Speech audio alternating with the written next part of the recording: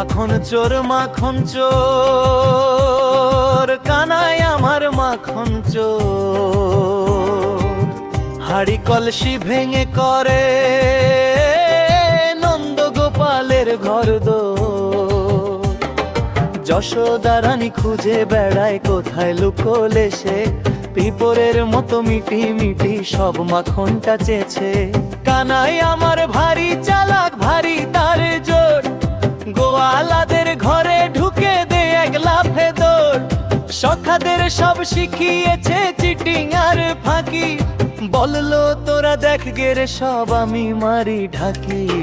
এক হাতে মাখন ভরে অন্য হাতে লাড্ডু, পেট ফুলিয়ে বসে আছে সে তো নয় খাদ্য।